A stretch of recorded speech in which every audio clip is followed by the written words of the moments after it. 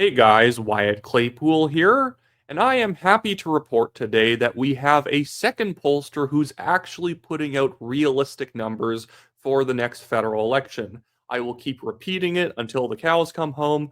Elections do not swing as hard as most of these pollsters are showing. You can't have the conservatives up 25% in December and then in early February have the liberals in the lead. That is not how polling changes over time. Public opinion changes slowly and when there is a news cycle that justifies it.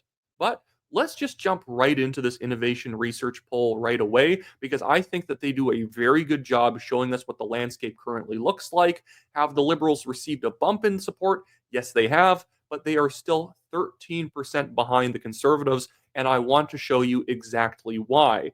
Before I get into it, guys, just remember to like this video, subscribe to the channel, leave a comment, maybe point out other pollsters who are doing a good job. The only two I know at the moment who are doing a good job federally are Innovation Research and Abacus Data. And they're doing a good job because they balance the types of voters who are actually turning out. And I will get to what I mean by that in just a second. But here are the top line numbers. We have the federal conservatives at 40%, liberals 27, NDP 16. That is also a tell that this is a much better poll than others. The NDP were never going to collapse to 11% overnight. Yes, they are going to retract a little bit, and 16% makes sense. This poll also has the Bloc Québécois at 9, which it means they're doing quite well in Quebec. Greens at 4, People's Party 3, and they even have Maverick Party added in, but they clocked in at 0%, and Other also has 0%. Here is what their numbers have looked like over time. So you can see that the conservatives have indeed, in January and February, dipped down a little bit, and the liberals have dipped up a little bit. Makes sense. Justin Trudeau is no longer around, and it was going to be very unrealistic for the liberals to actually continue sitting at just 20% forever. And so I want to now take you to the next part that actually demonstrates why innovation and Abacus are getting the polls right and why everyone else is not. I can show you the regionals here too if you want to quickly glance at it. They have the block at 38%. That might be a bit high. I'd probably ballpark them more at 33, 34. But, polls have a little bit of a tendency to, gurgle back and forth in terms of where parties are at. They'll be a little bit too high one week, they'll be a little bit too low the next week. But what this pollster has done extremely well is that they actually lay down the Canadian electorate into different types of voters. And so when Innovation Research does a poll, if one type of voter is way overrepresented, they know that what likely happened is not a bunch of people changing their worldview. It's that they had a certain type of voter answering the poll too much. So if core left, which is 17% in this model, was suddenly 30%, that's probably not a realistic swing. Just the core leftists are voting a lot. And when populist conservatives are voting a lot in your poll, that might be why, if you had the PPC at 9%, that might be why, not because everyone suddenly became super populist. But the thing that I want you guys to look at in this poll, and we're going to sort of focus in on in this video, is business liberals, 21%. So these are people who are probably more socially liberal, maybe not hyper progressive, but they're people who believe in, strong public services, a lot of social service spending. They back the general idea of maybe universal dental in principle, but maybe if it costs a lot, they might kind of, get a little bit tight and they don't really like what you're doing. This is the voting bloc that the current Liberal Party is losing. And innovation research actually shows how the different types of voters have shifted since December. And this is where we really are seeing, like, how this is where we're really where we're seeing why the Liberals are losing. So in December, the Conservatives with business liberals are winning them with 43%.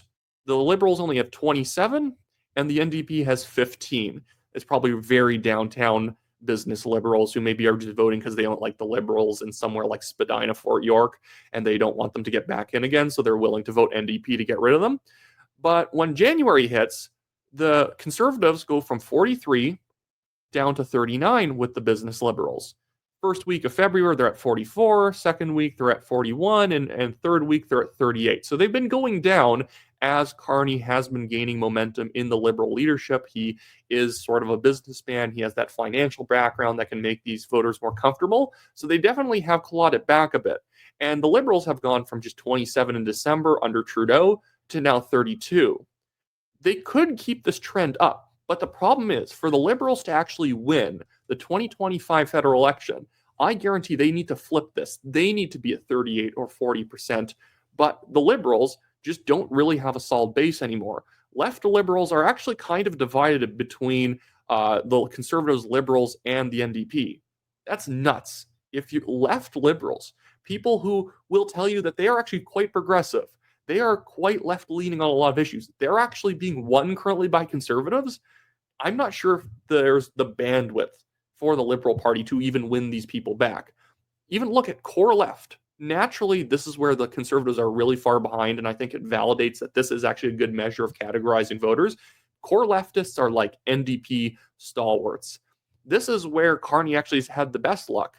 So in December 2024, Conservatives are at 24% with this group, Liberals are 29, and NDP's 28. And there's also Bloc 8, Greens 8, PPC 3. That's probably like one guy voting for them in this poll.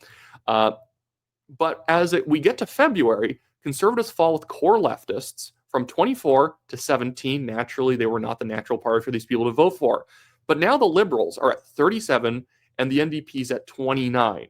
So a lot of core leftists have gone from Conservatives probably just wanting Trudeau out, and now they're willing to vote for Carney, while the NDP vote has actually maintained pretty steady there. That's also why I don't believe Ecos research when Frank Graves claims that the NDP has collapsed from 18% to 9%.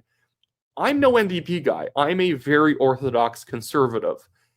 At the same time, I know how NDP voters think. They are very doggedly supportive of this absolute failure of a party. And so they aren't just suddenly going to get up and leave because Mark Carney's running for the Liberal Party leadership. If anything, he embodies a lot of things that the NDP hate. He is like an elitist rich guy. The NDP are not moving over for him.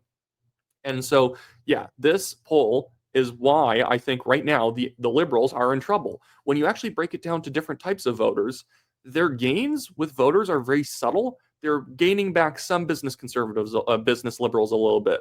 They're gaining back some left liberals, but the conservatives are still maintaining decent leads with them. The only area that the liberals have actually gained in significantly is core left, which, in my opinion, is telling you who Mark Carney is. He is playing for the left vote. He's not trying to grab away conservatives, people who are red Tories who are maybe voting for Charest in the 22 Conservative Party leadership. No. He is still in recovery mode, trying to get back the default liberals that the Liberal Party has lost over the last 2 years. And I'm not sure if he's the right man for the job. I don't want him to be the right man for the job, but I don't think he's the man for the job from just an analyst perspective, because it's been like he was the man in charge of all the policies that alienated these people in the first place. Mark Carney is a walking conservative advertisement because the man is a closet full of skeletons. You can go over how he's been advising Trudeau on all of the worst economic policies over the past 4 years. You can go after him for the fact that he only came back to Canada very recently because he wanted to run for prime minister, like Michael Ignatieff, but at least Michael Ignatieff was just south of the border. This guy was across an ocean. I guess maybe that plays better with the anti-American voter, that at least he's not from the US, but whatever. He's a big backer of central bank digital currencies. He's a big backer of carbon tax tariffs. All of his policies are basically core left policies. And that's the sort of thing that's making the business liberals not want to come back. And I think the business liberals and some of these other default liberals who have now gone conservative, I think they're pretty set on at least giving the conservatives one election, and then the conservatives will have to earn that vote again. But they're not going back liberal, because after about 3 terms, it's really hard to justify, like, hey, let's take it for one more ride down the block. Give us one more chance. And Carney's far too closely associated with the current government to really say that we've put, we haven't just put a new paint job on the car. We've actually changed out the engine and whatnot. We're not going to break down this time. Anyways, that should be it for me today, guys. I just want to make this a quick little polling update. By the way, hey guys, if you live in Ontario, please vote for the New Blue Party in the provincial election. I just got back from leafleting literally 2,000 doors with Greg Staley from Diverge Media and Anthony Zambito. Is that his actual full name? I don't know. Greg can tell me later. He's one of the candidates for the party running in Quinty, I think, somewhere out there. But yeah, we've been absolutely, running our shoe leather off. So if you live in Ontario, please, help the movement that we're trying to start here and vote for the New Blues, because Ford's PCs are basically just federal liberals in a blue paint job. Anyways, so that's it for me today, guys. See you later.